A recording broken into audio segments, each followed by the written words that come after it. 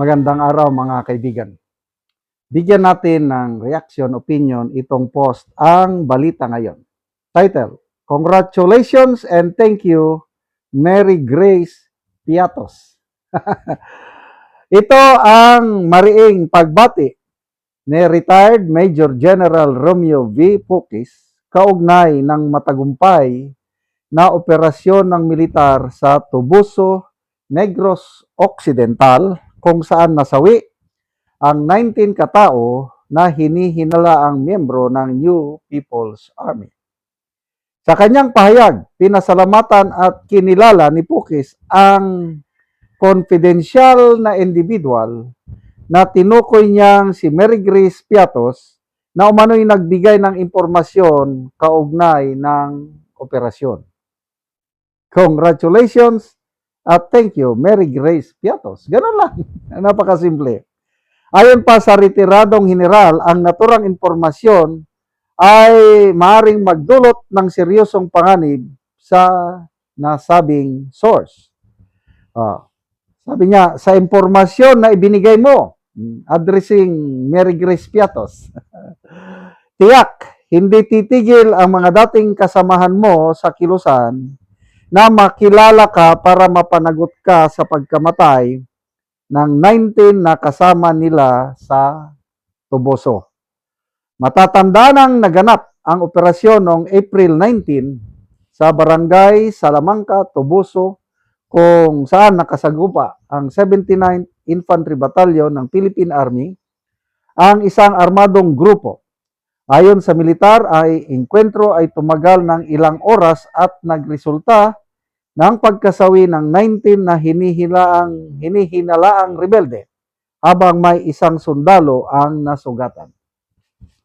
Iginiit ng Philippine Army na ang operasyon ay batay sa intelligence reports at nagresulta sa pagka-recover ng mga armas, bala at iba pang kagamitan na pang-combat mula sa encounter site.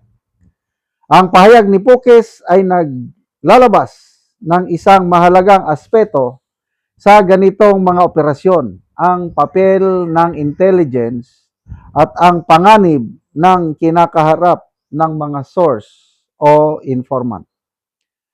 Sa mga ganitong sitwasyon, karaniwang hindi inilalantad ang pagkakakilanlan ng mga nagbigay ng impormasyon upang maprotektahan ang kanilang kaligtasan, lalo na kung may banta mula sa armadong grupo.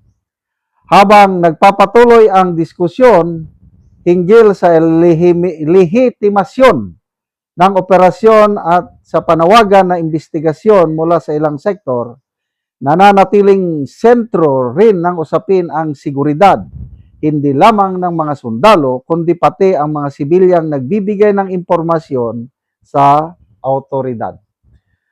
Ako rin, from the bottom of my heart, thank you. Congratulations and salute to the Mary Grace Piatoses. I don't know kung ilan. I believe na hindi lang iisa ang source nila nito, kaya nagresulta ng matagumpay na operasyon. So, ano ngayon? Galit kayo kay BP Sara dahil sa kanyang mga informants na Mary Grace Piatos? Ito ang resulta kung may magandang intelligence network. Kaya kailangang magbayad ka sa agents kasi delikado ang buhay nila. Ako, naranasan ko yan eh. Nung commander na ako, madami-dami kaming mga Mary Grace Piatos na sinusuportahan nandun mismo sa loob ng kilusan ng NPA.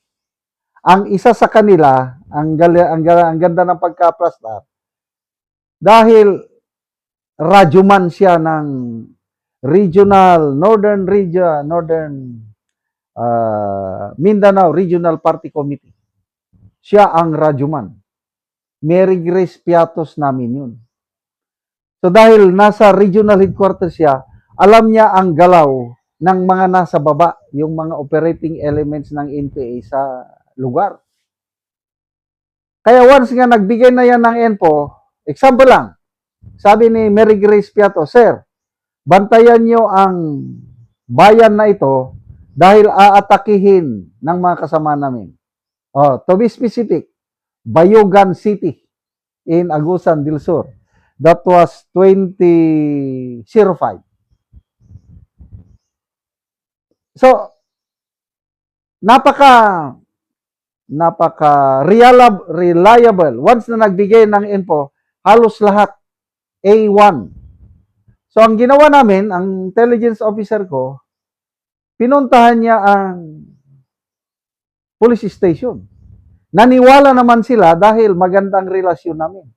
So, yung police station, naghanda. Dati-dati, ang mga police, sidearm lang. Ano nila, 38 revolver or yung 9mm, gano'n lang. Kaya lang nung tinimbre namin na anytime from now, aatakin kayo ng NPA.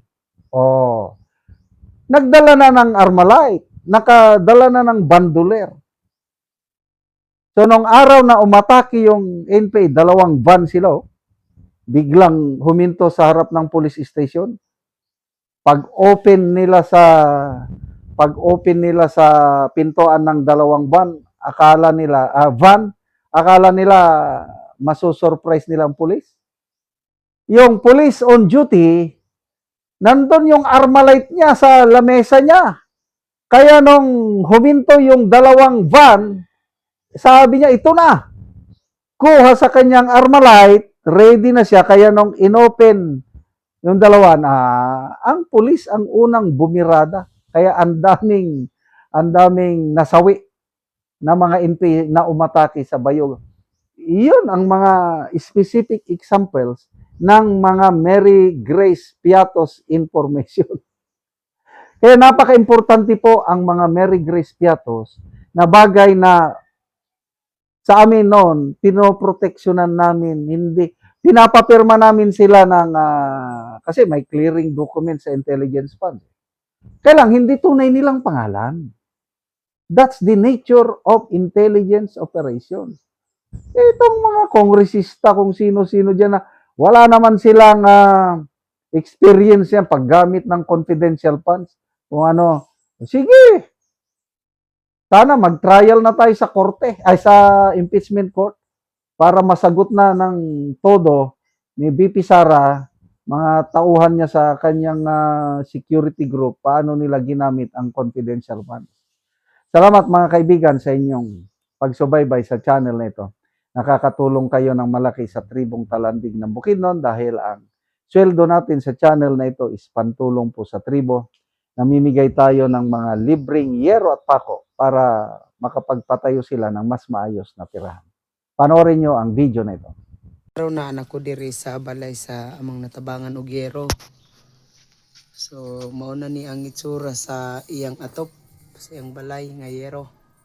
So mga buslot na gyud. Gipang sumpay lang ang yero nga mga daot na. So mag-ulanan na gyud sila ani kung mag-ulan. Mauna ni ang ilang pagpuyo.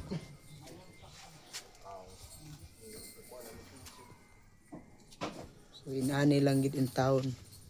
So dako na gid kayo og mga buslot.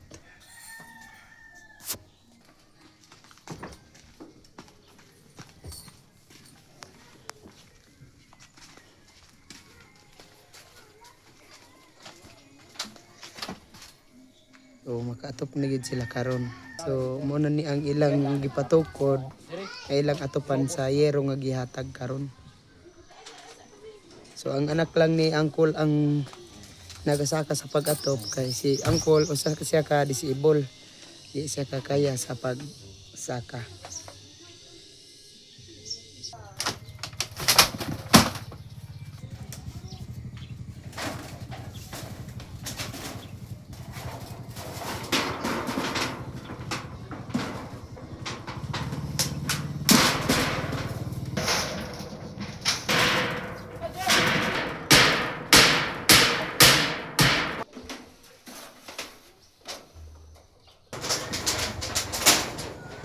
O karon humanagid sa pag-atop ang balay ni Uncle. Salamat kaayo sa nag-sponsor nining mga sin nga nakaatop mi kay pirmi na ang ulan diri sa akong abuhala. Kapyuta na gani ni sayuti. Usamat sa Ginoo nga ang atong labaw nga makagahom nagiya sa maong tao nga unta hatagan pa siya og dugang katuigan sa iyang kinabuhi aron dagan ang iyang matabangan nga makapasalamat sa iya.